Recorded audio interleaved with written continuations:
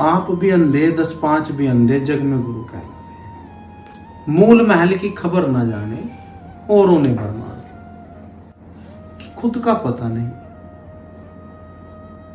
अब अंधा किसको बोलते? जो स्वयं को नहीं जानता। अध्यात्म में इसका अर्थ होता है जो स्वयं को नहीं जानता। जिसको स्वयं का ज्ञान नहीं है वो कुछ भी जानता हो वो जीरो है। और जितने भी धार्मिक मार्ग हैं भारत में, वेदांत ले लीजिए, उपनिषद ले लीजिए, वे सिर्फ इस पे जोर देते हैं कि मैं कौन हूं। लेकिन भारत आज दुर्गति की ओर हो रहा है।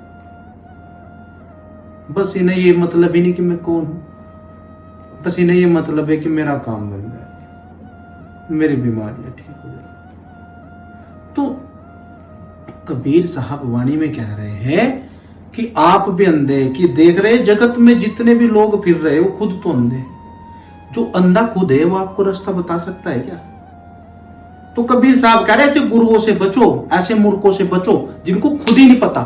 लेकिन आपको कैसे पता चलेगा कि उन्हें खुद नहीं पता? अगर आप लोभी रहे, अगर आप स्वार्थी रहे, अगर आप पक्षपाती भी रहे कि भाई मैं तो इसलिए वहां जा रहा हूं कि वे मेरे इष्ट की पूजा करते हैं, वे मैं महापुरुषों को मानते इसलिए मैं जा रहा हूं, तो भी आप धोखा खाएंगे। आप डर, ठीक है, भय, स्वार्थ, ठीक है, और पक्षपाती होकर अगर कहीं गए तो आप धोखा खाएंगे और आपको कुछ प्राप्त नहीं होगा।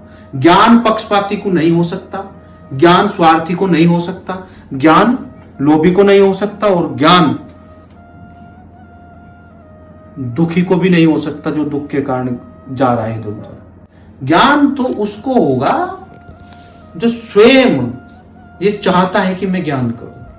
जो किसी के मतलब मैं किताब इसलिए पढूं, कोई पुस्तक में इसलिए पढूं कि मुझे नौकरी मिल जाए, कि मुझे परमात्मा मिल जाए, या मैं इसलिए पढूं कि मुझे कुछ जानकारी मिल जाए। तो गुरु के पास मैं किस लिए जाऊं? कि मुझे अध्यात्म मिल जाए, अपना ज्ञान मुझे हो जाए, इसलिए तो ना। गुरुओं को भी नहीं पता कि क्या करना है, शिष्य को भी नहीं पता कि क्या करना है, तो इसीलिए चल रहे दोनों। आप भी अंधे 10-5, वे 10-5 लोग जो बैठे हैं वे भी अंधे। लेकिन बड़ा गजब की बात समझ लो आज की क्या है, अब 10-5 लोगों के अंधों की भीड़ नहीं है। 10-5 पूरे जगत में वे होंगे जिनके आंखें हैं। अन्य अंधों की जमात इकट्ठी हो रही है धार्मिकता के नाम पे। क्या जनसंख्या से ज्ञान का कोई ताल्लुक है?